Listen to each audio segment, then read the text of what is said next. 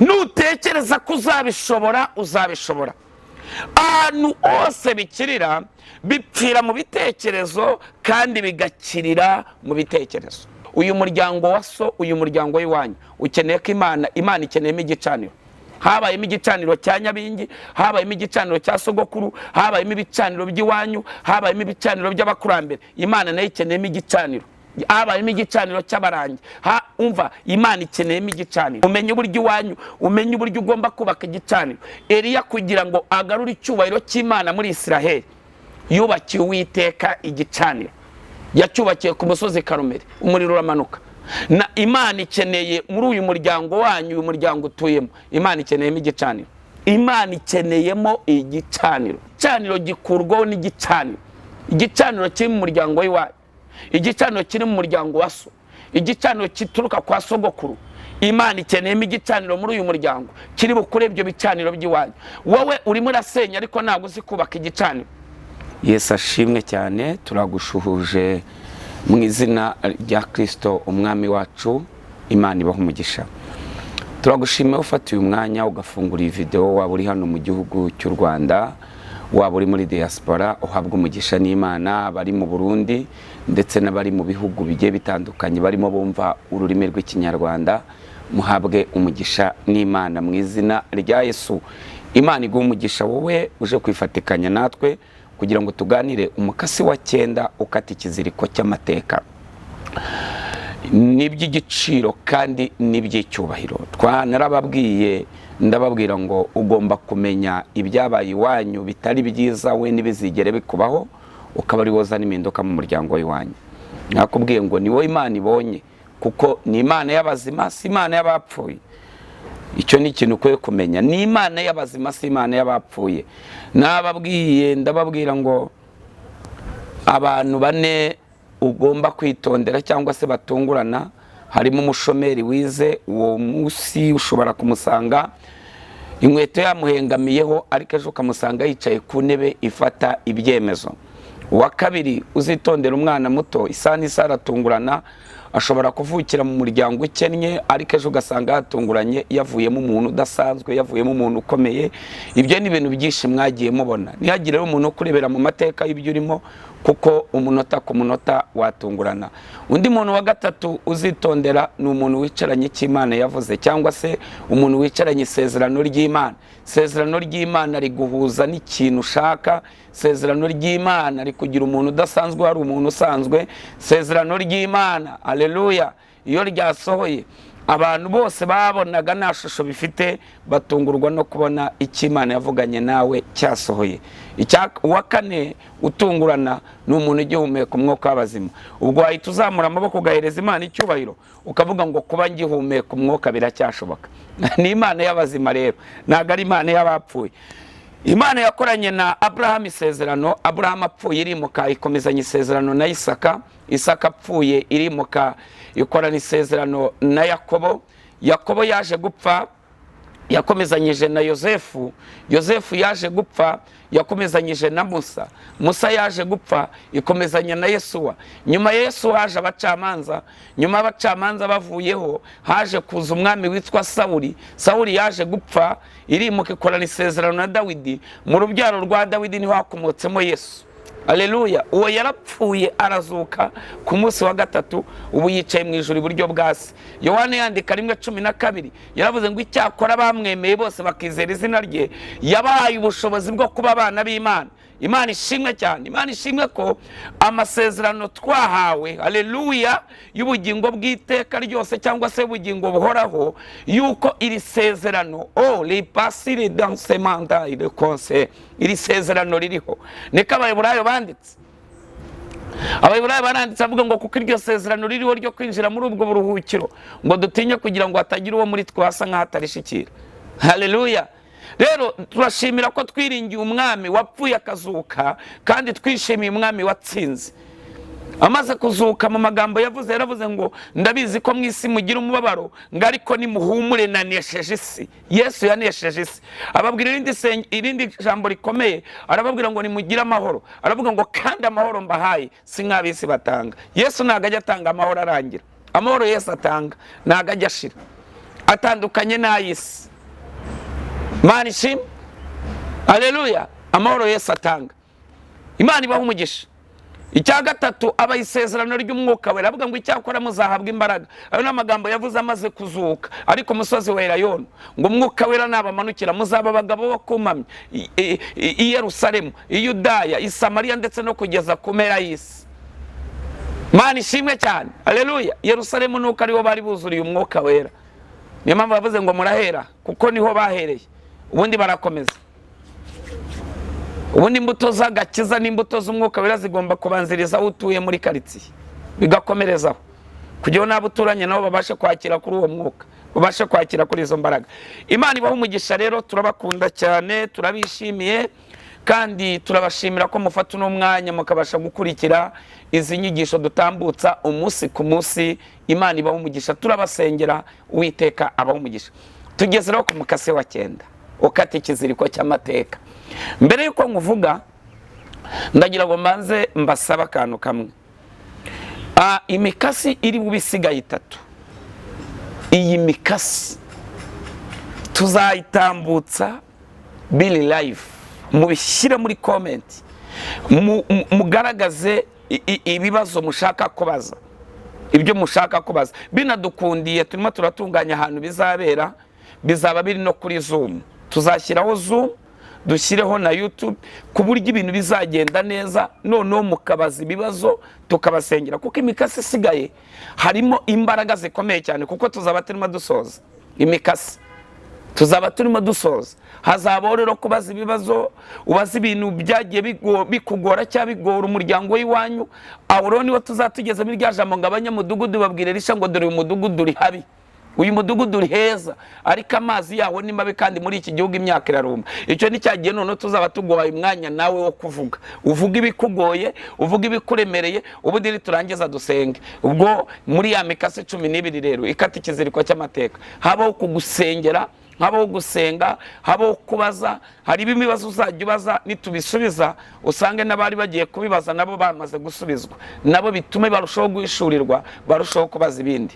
Bizagenda neza, tuzayibamenyesha muri aya magambo cyangwa se iyi mamba y'umunsi tujye dutambutsa uko Imana idushoboje. Ndabizi neza bizagenda neza cyane, kandi Uwiteka azaguha umugisha mwinshi cyane muri izi nyigisho. Tuzababwira rero, turimo turatunganya aho bigomba kubera. Ikindi, ku bantu bajya basaba gahunda yo kuvugana ko tubasha kuganira cyangwa se dusengane by'umwihariko, nakira abantu kuwa mbere hano imbere mu gihugu. Abantu kuwa mbere nibwo mbakira, abari muri diaspora mbakira kuwa 2. Muri yandikisha rero ku munsi nakira abantu 15 kuwa mbere. Kuwa mbere nakira abantu 15, kuwa 2 nakira abantu 30. Imana ibaha umugisha, Imana ibaha umugisha. Ubwo muri iyo minsi 2 nakira abantu 45. Kuwa 4 tukagira iteraniro ryo kwirirwamo. Ibyo murabizi ni ibintu mumaze kugenda mumenyera, ribera hano mu Giporoso kuri Nazarene. Imana ibaha umugisha, tuba turi kumwe n'abakozi b'Imana bagiye batandukanye. Yesu abahe umugisha mwinshi cyane, kugira neza ko Imana ni gukomeze kubana inama. Iyo gahunda rero nibaho tuzayibamenyesha, tuzababwira. Ubwo nukuvuga kuwa mbere nubona utabonye uno mukasi ntuzagira ngo twabyibagiwe, ahubwo nuko twifuje ko iyi mikasi 3 isigaye tugomba kugira imigoroba runaka tuyitegurira, ubundi noneho tukabikora n'umwanya munini cyane, abantu mukabasha kubaza ibibazo tukanabasengera. Imana ibaha umugisha mwinshi. Kuri Zoom urabizi, ubaza ikibazo urebana n'umuntu, muvugana n'umuntu akabasha kugusubiza kandi ukabarije n'abandi. Bizagenda neza cyane, kandi bizaba birimo bica no ku ma YouTube, ku buryo bizagenda neza, n'abatabashije kujya kuri Zoom ku buryo nabo bazababasha kubikurikira, ubundi ibintu bigakomeza kugenda neza. Yesu abahe umugisha, Yesu abashyigikire, Yesu abiteho. Imbaraga z'Imana no kugira neza kw'Imana ni gukomeze kubane namwe, ndabizi neza ko bizagenda neza. Imana ibaha umugisha. Mubasha kutwandikira kuri iyo nimero, ubundi ababishinzwe bakabasha kubashyira kuri liste y'abakeneye kwakirwa cyangwa se kuvugana n'umushumba. Muhabwe umugisha n'Imana. Yesu aguha umugisha. Tugeze ku mukasi wa 9 rero, reka tubanze dusenge. Uri Imana ishobora byose. Uyu mwanya ndasengera umuntu wese tugiye kuganira ijambo ryawe. reka yakire imbaraga zawe, reka yakire kwera kwawe, reka yakire gukomera kwawe, reka yakire umucyo wawe, reka yakire imbaraga zawe. Akimara kumva uyu mukasi wa 9 umwuka wo kwisuzugura umurekure. Akimara kumva umukasi wa 9 umwuka wo kwipinga umurekure. Umwuka wo kuvuga ngo iwabo n'ibyahabaye umurekure. Yakira ubwiza, yakira igitinyiro, yakire gukomera, yakira ubudahangarwa buturuka kuri wowe. Urakoze kubikoreye kuyubayisha, ni mu izina rya Yesu, amen. Imana ibaho umugisha. Nago nababwiye amasaha nakirira abantu, mbakira kuva saa 4 kugeza saa 10 z'umugoroba. Yesu abaho umugisha. Reka dusome ijambo ry'Imana dusanga mu gitabo cy'Imigani igice cya 23 umurongo wa 7. Haravuze ngo kuko uko atekereza ku mutima we ari kari. Reka ngasubiremo.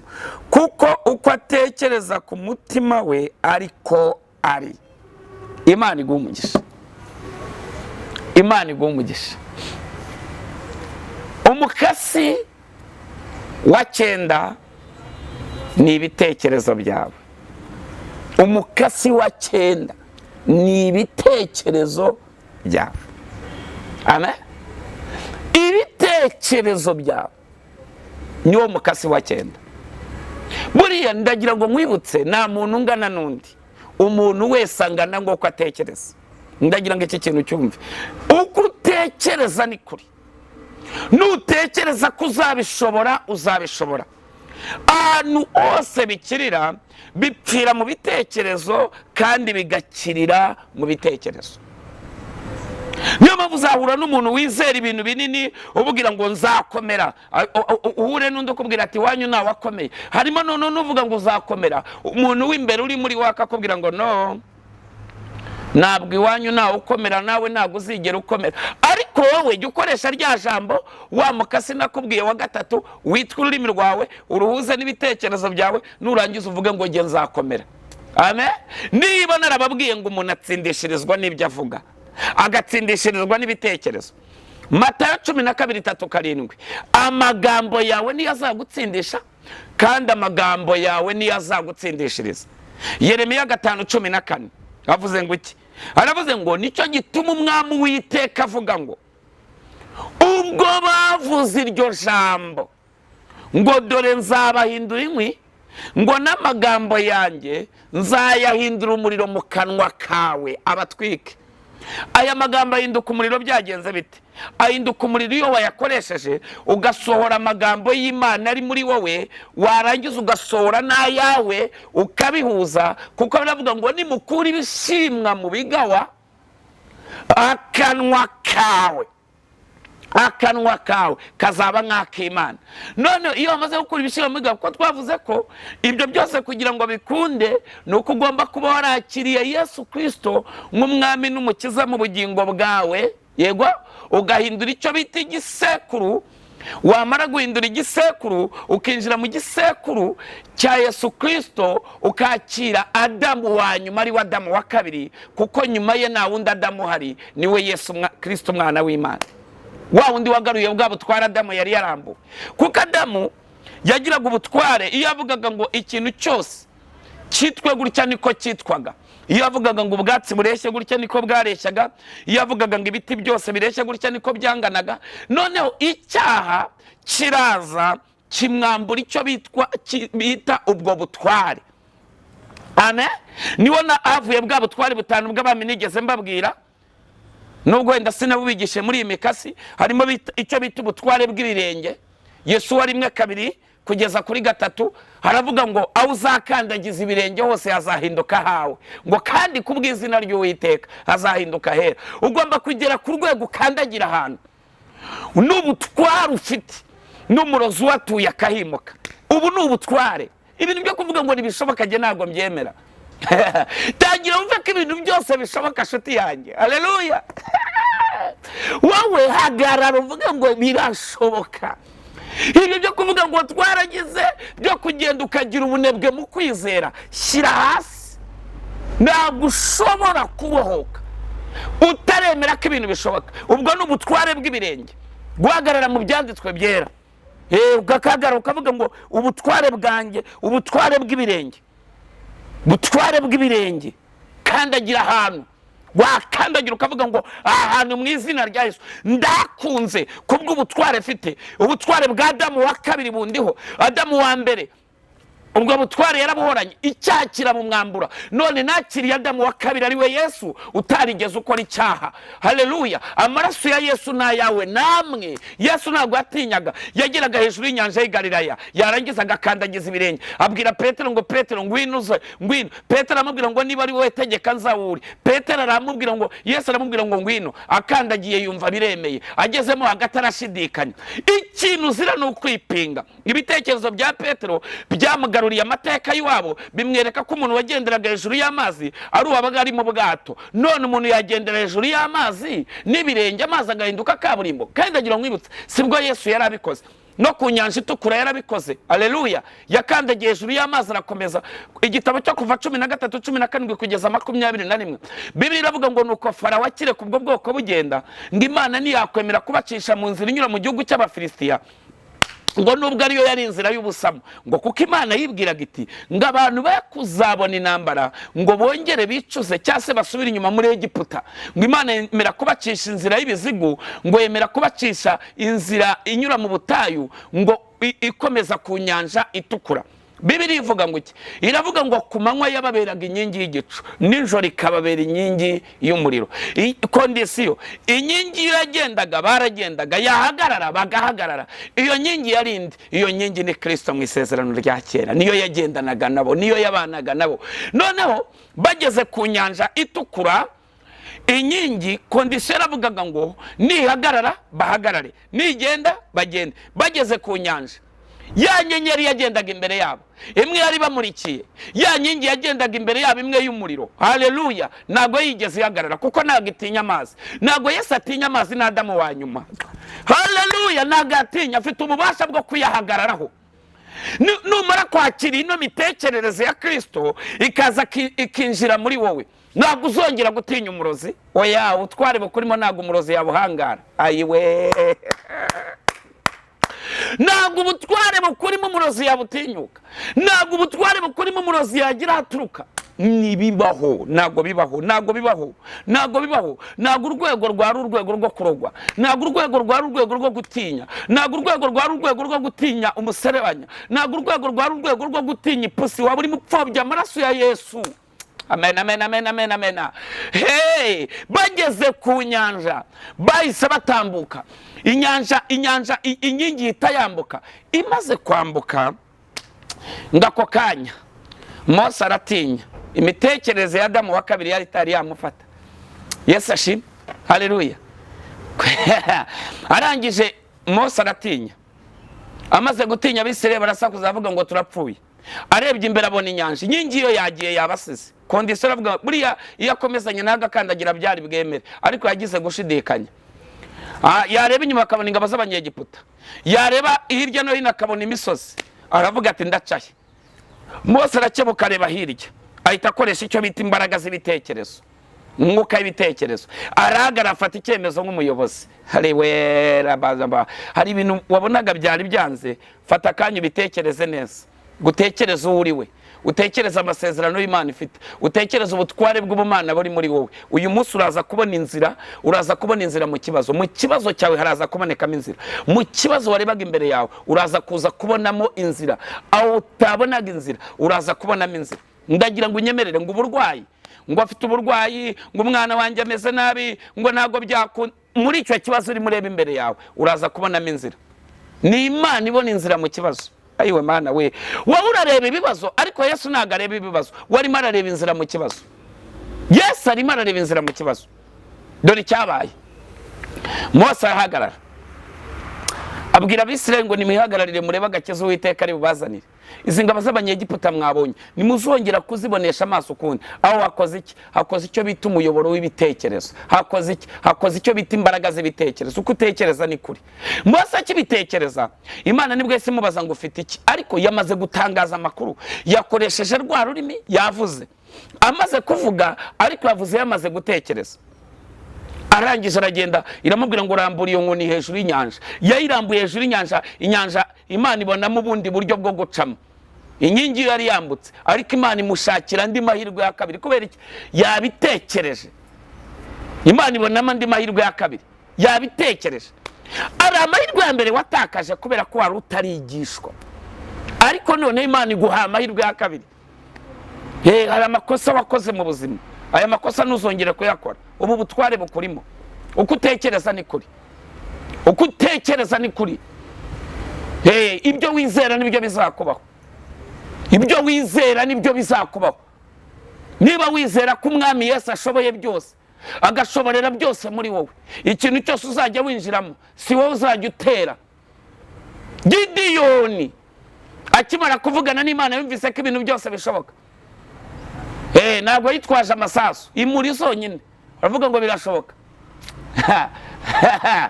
Bamubona ngo ni inkota y'Imana na Gideyoni, ni inkota ya marayika na Gideyoni. None se ngo biragenze bite? Ni wowe utera se? Uri muri wowe ararutuni mubisi. Impamvu utinya umurozi nuko utarizera Umwami Yesu. Wirirwa umuririmba, uraririmba umurozi waririmbye amaraso ya Yesu. Amaraso ya Yesu ko ari hejuru y'ibintu byose. Mariko 16, Mariko 16, murongo wa 17, ibimenyetso bizagendana n'abizera ngibi: bazarambikaho ibiganza abarwayi bakire, niba nywa n'ikintu cyica ntacyo kizabatwara. Uri muri we bazavuga indi mishya, uri muri wararuturi mubisi. Ndagira ngo uhagarare muri ubu butware, ugire iyo mitekerereze. Amano yawe, ibitekerezo byawe, amaso yawe, ibiganza byawe, buri kintu icyo ari cyo cyose ugihe Umwami Yesu. Urebe ukuntu ugiye kubohoka. Urafata ubuzima bwawe bwambure nyabingi, urafata ubuzima bwawe bwambure sogokuru, ubuhereza Umwami Yesu. Urafata icyitwa cyawe cyose, cya kindi kimwe hamwe hari intege nkeya, ahantu hose hari intege nkeya, hashyira Umwami Yesu, warahita haza imbaraga. Ni wowe ufite ikintu wabikoraho. Gideyoni murabizi ukuntu yabigenje. Yakobo yafashe abana babanyuranya amaboko. Turi ku mukasi wa 9. Yakobo murabizi Aburahamu yabyaye umwana we w'ifura yitwaga Ishimayeli. Uwo mwana nta mugisha yamuhaye, nyuma yabwo abyara Isaka, niwe wahawe umugisha. Amaze kumuha umugisha, Aburahamu yari umuheburayo, bisobanuye ngo nuwambutse umugezi. Arangije nyuma yabwo yaje kubyara umwana w'Isaka, nawe agiye guhereza umugisha ifura Esawu. Birangira Yakobo umugisha wutwaye, biragenda bibura uhererekane. Yakobo amaze kuwutwara kuko bamunyuranyije amaboko. Arangije igihe kiragera, Itangiriro igice cya 48, agiye guhereza abuzukuru b'umugisha, abana ba Yosefu, uwitwaga Manase n'uwitwaga Efurayimu. Arangije agiye kubaha umugisha, nganyuranya amaboko abizi. Yosefu aramubwira ati nyaboneka dadi, ibyo ugiye gukora ntago ari byo. Ifura niyo yagombaga gushyirwaho ukuboko kw'iburyo, ifura yitwaga Manase, none ukuboko gushyize kuri Efurayimu. Araje aramubwira ngo mwana wanjye, ndabizi ibyo nkora ndabizi. Urumva nsiwe ni umwuka, hari imihango wakoreweho iwanyu batakwanga, ahubwo babonaga ko nta kindi, ni ibicaniro byabakurikiranye, ni umwuka ubakurikirana. Umwuka ukurwaho n'umwuka, ijambo rigakurwaho n'ijambo, igitambo kigakurwaho n'igitambo. Hari imyuka imwe n'imwe abantu bagomba kugenda biyambura kuko bamaze kwigishwa. Imana ishimwe, magambo akurwaho n'andi. Hari ibintu bimwe ukwiye kugenda uyishura, ukagenda ubimenya, ukamenya uko umuntu agenda abohoka, ukamenya uko umuntu agenda asenga akabohoka, ubuzima bwawe bugahinduka icyaremwe gishya. Niko Abakorinto havuga, ibice byabo ni 5 umurongo wa 17. Uyu muntu ari muri Kristo Yesu aba ari icyaremwe gishya, kuko ibya kera biba bishize. Ibya kera biba bishize, ugomba kuba icyaremwe gishya nyine. Imana ihabwa icyubahiro. Iyo avuga ngo ni ugusenya ibihome, Yosefu ajya gukuraho ukuboko umusaza aramuhakanira. Yosefu arabireka aravuga ati ubwo nyine abana bazirwarize. Ari Yosefu se wabyaraga Efurayimu wabyaraga Efurayimu akabyarana n'uza na Manase, ntabwo ntacyo yabikozeho. Birangira uwitwa Manase w'ifura wagombaga guhabwa umugisha. Mwibuke ibyo Yakobo yakoreye Esawu, ni nabyo aje gukorera abuzukuru be. Wibuke ihererekana naho bituruka. Wibuke ko ifura ya Aburahamu, uyu mwana wibuke yuko Isaka amaze kuvuka, wibuka ko bamusenze bagasenda Hagayi, ngira ngo ibyo murabyibuka. Hagayi bamusenda ubwo yabonaga iriba. Ndagira ngo mbere ku rwo ruhererekane uraza gukurikira ibintu bigenda bibi wanyu by'uruhererekane, ubukene n'uruhererekane, kubyarira mu rugo n'uruhererekane, izo ndwara za kanseri n'uruhererekane, ibi birwara gupfa kuri iyi myaka n'uruhererekane. Ibi bintu by'uruhererekane niwo muri iyi mikasi isigaye tuzavuga ikibizana n'inkomoko yabyo. Buri muvumo wose turaza gufata rero inzandiko zose. Biravuga ngo inzandiko zaturegaga Abakolosayi ibice 2 ngo Kristo yazibambye ku musaraba, yarazibambye. Izi nzandiko zose zikurega zo kwa so, izi nzandiko z'imihango, inzandiko z'imihango yo kubandwa, izi nzandiko z'imihango yo kubaguza, izi nzandiko zigomba kubambwa mu izina rya Yesu Kristo. Ugomba kugira ibitekerezo mishya mu izina rya Yesu Kristo. Izi nzandiko ugomba kuzibamba, inzandiko zikurega, inzandiko zituma udashaka, inzandiko zituma utemerwa, inzandiko z'icyangiro, inzandiko z'igisuzuguriro, inzandiko z'ubukene, inzandiko za karande. Izi nzandiko zigomba kubamba. Daniyeli yahagaze mu cyuho, yatura ibyaha by'igihugu, yatura ibyaha by'ababyeyi, yatura ibyaha by'imiryango, arasenga, ahagarara mu cyuho. Imana irengera igihugu. Nawe ugomba kwatura, ukatura ibyaha by'iwanyu, ukatura ibyaha byo mu muryango, ukahagarara mu byuho, ukatura ibyaha by'igihugu, ukatura, ukavuga ngo mu izina rya Yesu ndazana impinduka. Rashakarabababa. Harimo ibyo nagizemo uruhare. Yeremiya 5:14, amaganya Yeremiya igice cya 5:7 aravuga ngo ba data bakoze ibyaha kandi nibakiriho, natwe twikoreye ibicumuro byabo. Abagaragu nibo badutegeka, nawe ari wo kuturokora ngadukure mu maboko yabo. Ibyo kurya tubibona duhaza amagara kubw'inkota yo mu butayu. Urahagarara uyu munsi, uhagarara uvuge ati rero nanjye hari icyo ngiye kubikoraho, ngiye kubihindura, ngiye kubisenya. Babigizemo uruhare basogokuru, ntacyo babikozeho, turi mu ngaruka zabyo. Turahinga nitweza, turabiba nidusarura. Hari icyo uri bubikoreho. Hindura imitekerezo, hindura imitekerereze, va mu tekereze y'ibyananiranye. Hari icyo ugiye kubikoraho, hari icyo ugiye kuzana, hari impinduka ugiye kuzana iwanyu, hari ibintu ugiye gukora. Urakoresha ubutware bwa Adamu wa nyuma, bwa Adamu wa kabiri, ari we Yesu Kristo. Ugiye kuzana impinduka mu muryango. Rakashatakazabara ya sirobaho. Hari ibintu ari icyo uri buze kuza kubikoraho. Uwitwa Manase ntacyo yabikozeho. Manase ntacyo yabikozeho. Abonye atagize icyo abikoraho, yaje kubyara uwitwa Yowasi. Yowasi nawe araza ntiyagira icyo abikoraho, ahubwo araza waterekerera ibigirwamana. Kuko umwuka iyo utawusenye ugenda ukura. Ari abantu bagira umwuka wo gukenyuka, bagakenyuka ku myaka 30, ejo ukabona umwana w'imyaka 5 nawe arapfuye. Ni umwuka wo gukenyuka. Iyi myuka iyo wayishura ukayikubita kare, nta kibiri bwongeye gukora ku muryango. Iyo utagize icyo ubikoraho bigenda bikura. Pastor Mutesi yigeze avuga ngo nutagira icyo ukora ku byakoresheje ngo n'ubutaha uzongera urire. Turabiza abantu bamwe bajya babura icyo bakora ku byabarijije, n'ubutaha bakongera bakarira. Uyu ni umwuka ugendagenda ku bantu, abantu bakagenda barwana n'iyi myuka. Ariyo myuka ibabuza uburenganzira bwabo. Ufite uburenganzira muri Kristo Yesu, ufite uburenganzira nk'umuntu, ukanagira uburenganzira muri Kristo Yesu nk'umwana w'Imana. Imana ishimwe. Dore ibyabaye rero. Gideyoni abyarwa na Yowasi. Yowasi yabonye ibyo bintu byabaye ku muryango ntiyagira icyo abikoraho. Kwa Efurayimu barakomeye, kwa Yowasi bo barahinga, Abamediyani bagasarura. Dufite abantu bahora n'inyatse batazi inkomoko yabo. Icyo ukoze cyose Abamediyani nibo basarura.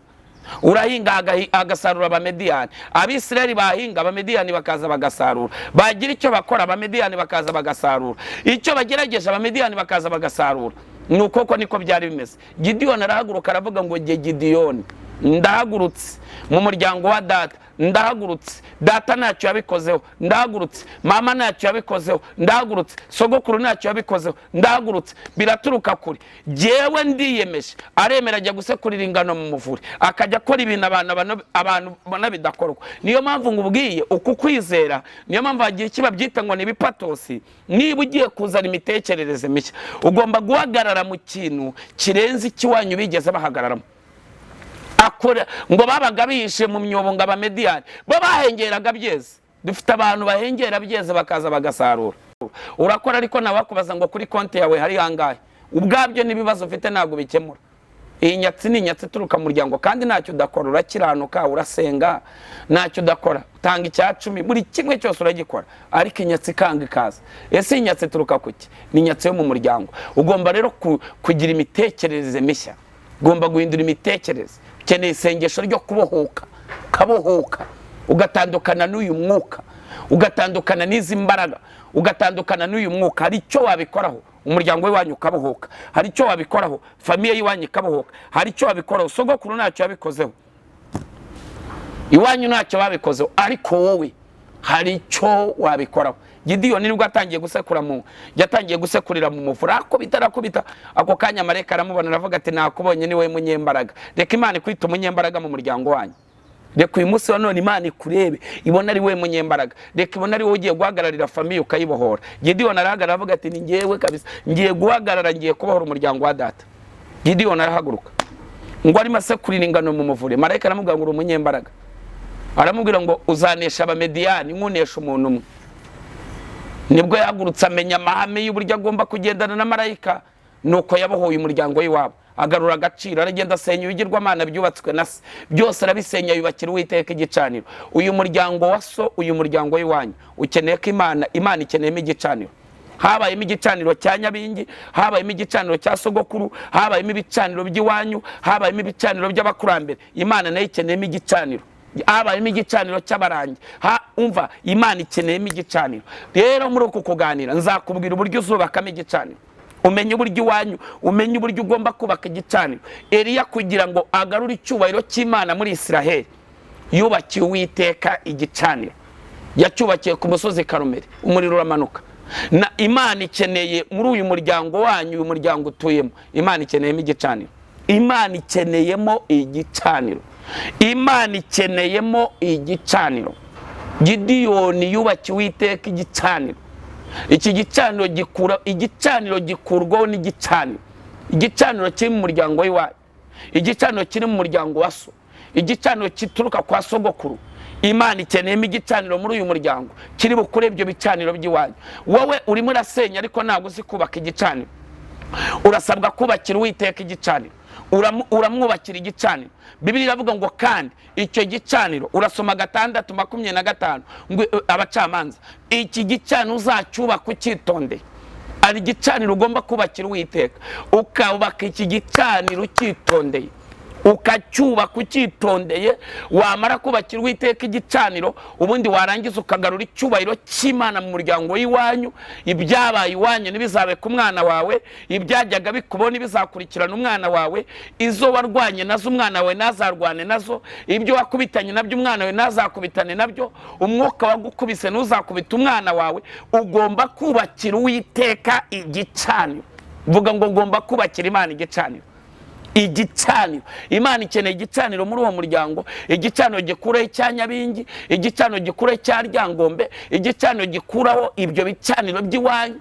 Oya, Imana ikeneye igicaniro. Imana niyabona igicaniro, umurozi nazongera kuhabona icyuho. Imana niyabona igicaniro, umukonikoni nazongera kuhabona icyuho. Imana niyabona igicaniro, uwo mwuka nuzongera kuhinjira. Imana ikeneye igicaniro. Gidiyoni yasenye igicaniro cya se, ndetse bagera ku rwego asenyera Bali, bagera ku rwego bashaka kumwica. Se wase aravuga ngo niba ari Imana nize yirwanire kandi nize mwiyicire.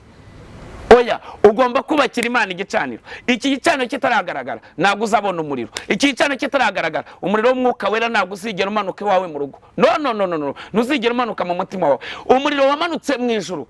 Eliya yavuze mu mazina 3 ku musozi Karumeli. Kubera iki? Yaramaze gusana igicaniro, aracyubaka, amaze kucyubaka ijuru riramanuka.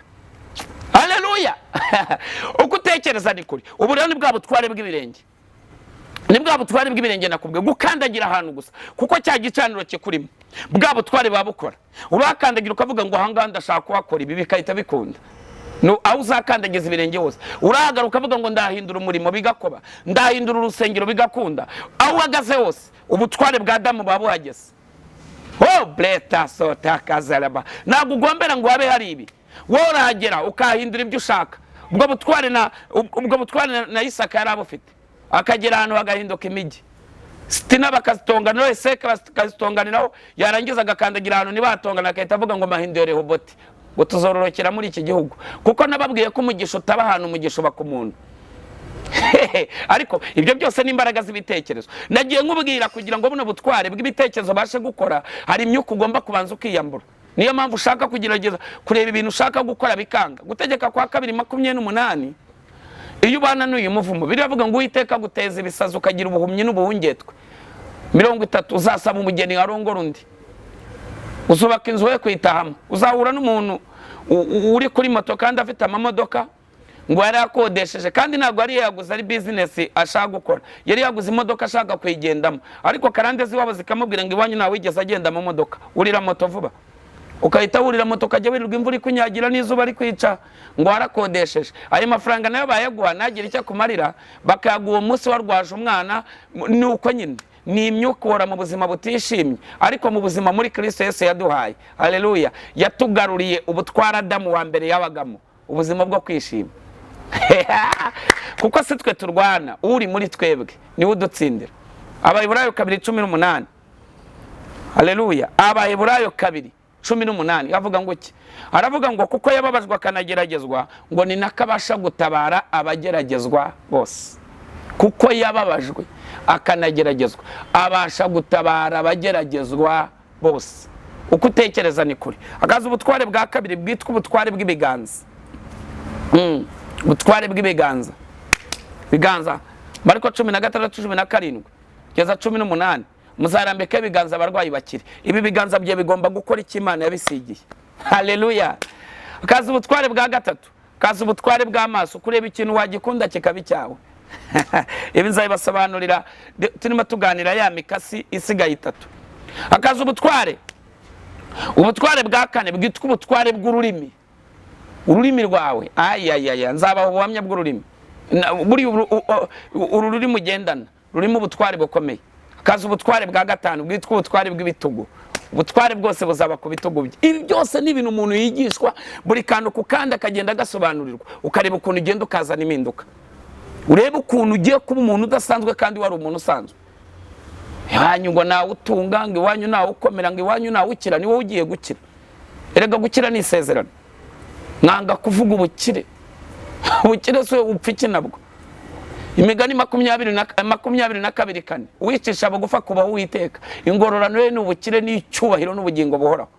Ubukire ni mwisi n'icyubahiro ni mwisi ubugingo buhoraho ni mwijuru. Ariko uricara ngo ya ngo biriya rero iso ni karande ni ibintu bikuboshye babyita igicaniro cy'idini. Iki cyumweru mu masengesho tugiye gukora tuzaba dufite kuwa 4 tuzatiri kumwe n'umukozi Imana mugabo tuzatirimo dusenya ibicaniro. Uzagerageze ujye kuri no channel uzayakurikira bizabiri live. Urumva ngo biriya rero ngo urabibona ngo nawe urabibona ngo nyine ngo nakundi ngo biriya ni ibyisi ni ibyaha. Umenye uwo ni umwuka ni igicaniro cy'idini. Umwabigishe ngo n'ibindi wabereka ngo kamindura igikoresho cyawe ngo kazama n'iherezo ryiza Mana nacyo. None se Bibiliya iravuga muri Zaburi ya mbere mvuko Bibiliya ivuga mujye musengera muri Bibiliya aravuga ngo hirwa umuntu udakurikiza imigambi y'ababi nahagarare mu nzira y'abanyabyaha nicarane n'abakobanyi ahubwo amategeko y'Uwiteka akaba ariyo yibwira ku manywa na nijoro ngo icyo azakora cyose kizamubera cyiza. Yacuruza imboga kizaba cyiza icyo yagerageza cyose kizaba cyiza ariko icyo cyose cyose kiba kibi. Gutegeka kwa 2:28 umuntu ubana n'umuvumo nta kuboko kwiza azagira mu byo agerageza gukora byose. Umurongo wa mbere nugira umwete wo kumvira Uwiteka Imana no kwitondera amategeko yo ngo utegeke uyu munsi Uwiteka Imana izagusombesha amahanga yose yo mwisi kandi imigisha yose yo mwisi izakuza ikugereho. Uzagirira umugisha mu mudugudu n'ahantu utuye uzawugirira no mu murima. Ariko urareba ugasanga mu mudugudu utuyemo ni we bihemu ni we ufite amadeni ni we bibazo ubwo se ibyo ni ugukorera Imana. Yesaya 3:10 muvuga ko abakiranutsi bazagobwa neza kandi ko bazatungwa n'imirimo y'amaboko yabo. Nese uzagobwa neza waburaye? Waretse tukakwigisha kubohoka, ukabohoka ukamenya ko ibi byose ari we byaremewe. Yesu asanze Petero asanze Yesu yamubwiye ngo iki? Ariko se barokore, munyemerere twige kubohoka, mubohoke uve mu myumvire. Iyi ni imyumvire, utarahindura imyumvire.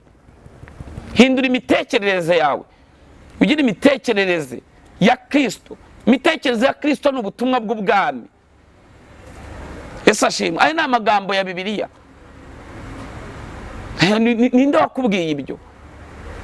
Uzagira umugisha amajya n'amaza, uzaba hejuru gusa n'uzaba hasi, uzahinduka umutwe ntabwo uzahinduka umurizo. Ariko ibintu byose we byagushyize inyuma kubera iki? Igicaniro cy'idini. Gomba kubigira bikubaha Imana. Matayo 25:31 havuga ngo iki? Haravuga ngo nari ndwaye murasura, nari nambaye ubusa muranyambika. Nese uzambika umuntu udafite icyo umwambikisha? Ngaho mbwira, nari nambaye ubusa muranyambika, nawe ubwawe ntago wambaye, uzambika umuntu udafite icyo umwambikisha? Mwaretse inyigisho zibasubiza inyuma mugafata inyigisho nzima, inyigisho zubaha Imana, inyigisho zikiranuka, inyigisho zikunda Kristo, inyigisho zanga icyaha n'igisa nkacyo, ubundi mukabona imigisha ibonerwa muri Kristo Yesu. Amwe murangiza ngo turamufite Yesu, kandi mwarangiza mukirwa mu manza, uca imanza, uri muracira abantu imanza, uri mu tuntu tudafite 12 ngo na haleluya. Reka umva, bohoka mu mitekerereze, gira umutima mwiza. Yesu asanze Petero yasanze Yesu aramubaza ngo abasize ibyabo tukagukurikira uzaduhemba iki? Aravuga ngo Pete, mukiri mwisi nzabakubira 100 ku byanyu mwasize. Mukiri he? Hano. Vuga ngo tukiri inaha muzakubirwa 100. Ngo kandi ku munsi wo guhindura byose bishya nzabicaza ku ntebe 12 mucira imiryango 12 y'Abisirayeli imanza. Icyo ni cyacyubera arimo avugira mu migani. Ngo kandi mu bwami bwo mu ijuru nzabahemba ubugingo buhoraho. Ninde wakubwiye? Mu bwami bwo mu ijuru ariko bakiri mu isi. Yesu yahereye hano mu isi, ari ibikorwa byinshi. Bamwe ngo mufite amaproje yo kubakira Imana urusengero. Nese uzubakira Imana urusengero? Uzubakira Imana urusengero uzarwubakisha se amaboko? Uzarwubakisha amafaranga? Gira imitekerereze ikize. Ibintu byose utekereza ubitekereze ko ari ibyubahisha Imana, apana ibihakana Imana. Ibihakana Imana, Imana ntizabiguhe, ariko ibyubahisha Imana, Imana izabiguhe. Nda Dawidi yaravuze ngo uzandinde gukena. Ngo uzandinde ibya mirenge byatume ndengwa nkakuvaho, ngo ariko uzandinde n'ubukene. Imana ikurinde ubukene mu izina rya Yesu. Mvumye ubukene, mvumye imitekerereze y'ubukene, imitekerereze y'ubukene. Ntabwo uzakura abantu mu bukene nawe uri umukene. Salomo yaravuze ngo nugendana n'umunyabwenge uzaba umunyabwenge. Njya nkunda kubwira abantu ngo karande ziraganira. Hari igihe umuntu aba afite karande y'amagambo yakwinjira mu rusengero akasanga undi munyamagambo, kuko ni imyuka ikururana, ugasanga bamenyanye kandi batari baziranye. Babandi bagira mu rugo ngo buryo se kandi twe bigishagaho ngo buriya biriya nitwe babwiraga, zirya ni karande. Uwo ni umwuka. Gira imitekerereze y'abantu babohotse, gendana n'abantu babohotse nawe uzabohoka. Mbwira ugendana nawe nkubwira uri we. Haleluya. Imana ibahe umugisha, Imana ibashyigikire. Kutekereza ni kuri, kutekereza ni kuri. Ibyo utekereza ko uzatunga uzabitunga. Urwego utekereza uzakoreraho Imana nirwo uzakoreraho Imana. Imana ikorana n'imitekerereze yawe. Wihangane iyi video uze kuza kuyumva uyirangize, uze kuyumva uyirangize, uraza kuyikuramo ibintu byinshi. Hari byinshi uri buze gukosora. Abrahamu yazamukanye Isaka, itangiro 22:6 kugeza 15. Uze kuza gusoma ahereye ku murongo wa mbere 22, ageze ku murongo wa 6 n'uwa 7 aramaze ati dadi ko nduzi inkwi nkabona n'umuriro, igitambo kiri. Aramubwira ngo mwana wanjye nitugera ku musozi w'Uwiteka, Uwiteka arirongera umwana w'intama w'igitambo cyose. Ibyo kubitekereza bitekereje akoresheje iki? Imbaraga z'imitekerereze. Umudamu mbana nabo nagiye kumurambagiza, abantu barambwira ngo nibishoboka, ngo uriya mukobwa ngo urabona ngo ni babonaga nyine ngo ari umuntu ngo fatika ngo umeze neza. Ngewe nari mbabaye, nari nyine muri ya mibabaro imwe njya mbabwira mujye mukunda gukurikirana izi video. Ariko gira imitekerereze yanjye yari ikize. Gira imitekerereze ikize nubwo aba nta mafaranga ufite. Nta mafaranga nari mfite, ariko nari mfite imitekerereze ikize, nari nyize, kuko ubwo butwari butanu bwari bundimo. nta kibazo wowe bugire tu nubwo waba udafite n'igiceri mu mufuka gira imitekerereze ikize wumve ko ibintu byose bishoboka. Narahagaze ndavuga ni baramuhanurira muganga agiye kwiga muri Amerika, ndavuga ni nitayeho magaze mfite imitekerereze ikize. Murebye ngira imitekerereze y'Ikanani kandi ndi mu butayu. Jya ugira imitekerereze y'Ikanani kandi uri mu butayu. Kugira gutekereza kw'Ikanani kandi uri mu butayu hano aha uri mu bibazo waburaye, ariko gira imitekerereze y'Ikanani. Ndamureba murebye mbona zaba mama pastor, sinari na pastor ariko numvaga ko nzabawe. Imana yari yarabimbwiye kandi iby'Imana ivuganye nabwo n'ubutunzi bibaye. Imana yari yarabimbwiye ndavuga noke uyu mudamu ahwanye n'amasezerano ndimo njyamo, sinari nzi n'izina rye. Narahagaze ndavuga ni Yesu wari Yesu w'10:12 biravuga ngo Yesu ahagarika izuba umunsi wose. Yakobo 5:17 Eliya yari umuntu umeze nkatwe, asaba cyane ko imvura itagwa, imvura irahagarara, arongera arasenga imvura iragwa. None se Eliya yari umuntu umeze nkanjye.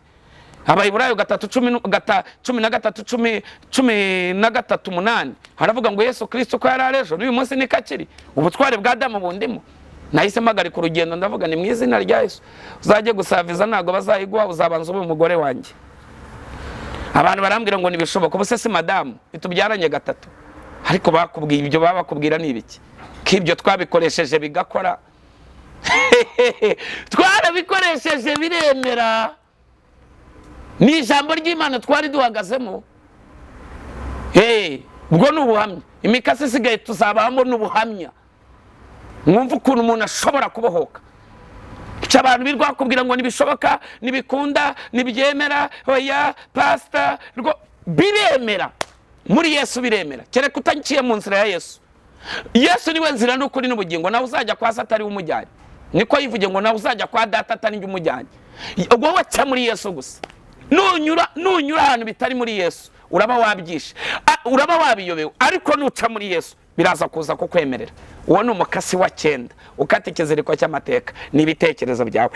Kuramo ijambo rivuga ngo nibishoboka, ushyiremo ijambo rivuga ngo birashoboka. Kuramo ijambo rivuga ngo nibishoboka, ushyiremo ijambo rivuga ngo birashoboka. Niwumva ko bishoboka ugatangira gutekereza ibintu uko utekereza ni kuri. Nutekereza ibintu binini uzabona ibinini, nutekereza bito uzabona ibito, nutekereza utuntu duciriritse uzabona uduciriritse, ariko nutekereza ibintu bigari uzabona ibintu bigari. Wanyemereye nkasoreza aha ko tuzagenda tubigarukaho gake gake. Imana igumugisha. Reka soreza uko utekereza ni kuri. Ibo bari bubyumve neza ngo wayo ubuhamya. Niyo mpamvu nababwiye ngo tuzabikora live umuni murushaho kuryoherwa. Data mu izina rya Yesu Kristo ndasenze muri uyu mwanya, ndasengera umuntu wese wakurikiye rino jambo, reka amateka yahinduke, reka uhindure imitekerereze ye, imitekerereze yo kuvuga ngo nibishoboka. Iyi mitekerereze nyimwirukanyeho, nagira imitekerereze yumva ko ibintu byose bishoboka. Urakoze kubikoreye kwiyubahisha, ni mu izina ry'umwami wacu Yesu Kristo, amen. Nimugire amahoro, nimugire umugisha, Uwiteka abane namwe naho ubutaha. Merci.